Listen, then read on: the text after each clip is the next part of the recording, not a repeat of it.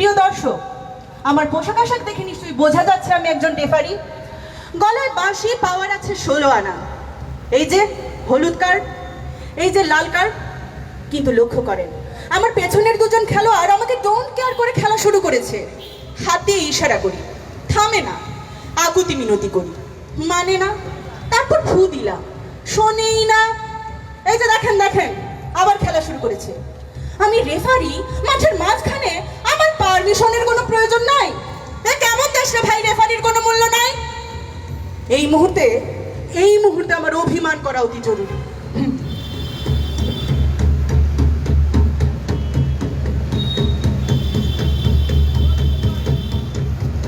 কিন্তু এ কেমন খেলা?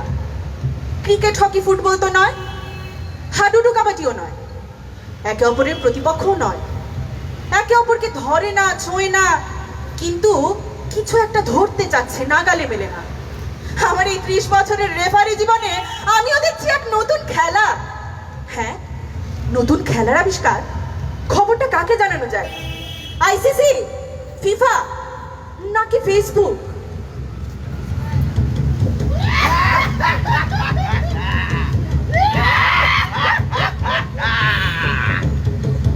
ভাই পাইছো কিছু না, এইখানে মিলবো না, অন্য শহরে যাই তুইব।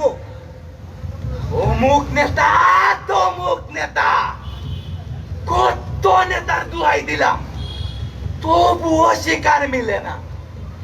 তবে কি শিকার কইমা গেল? না, শিকার কমে নাই, শিকারি বাড়ছে।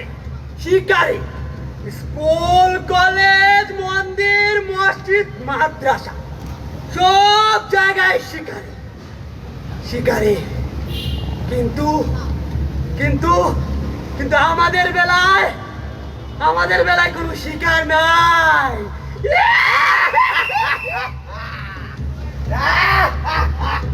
বলে কি শিকার? এরা খেলোয়াড় নয় রে ভাই, এরা শিকারি, শিকারি। কিন্তু শিকারীদের হাতে থাকে তো 1 নলা 2 নলা বন্দুক, কমসে কম তীর বল্লম তো থাকে। এরা তবে কোন জাতের শিকারী?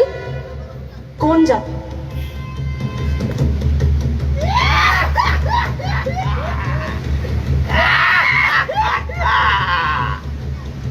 আচ্ছা ভাই, তোমার কোন জাতের শিকার পছন্দ? বড়ই কঠিন প্রশ্ন করলাম। তবে শুনো, বাঘের পছন্দ থাকতে পারে, শেয়ালের পছন্দ থাকতে পারে, এমনকি শকুনেরও পছন্দ থাকতে পারে। কিন্তু কিন্তু আমাদের কোনো পছন্দ নাই, জাত ভেদ নাই। সব খেলায় রেফারি আছে, নাই শুধু আমাদের খেলায়।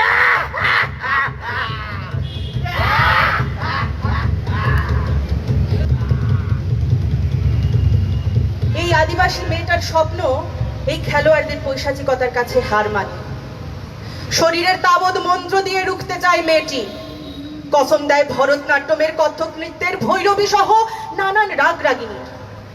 দীর্ঘ তাণ্ডবের পর জঙ্গলের এক জলধারার পাশে পড়ে থাকে মেয়েটির লাশ।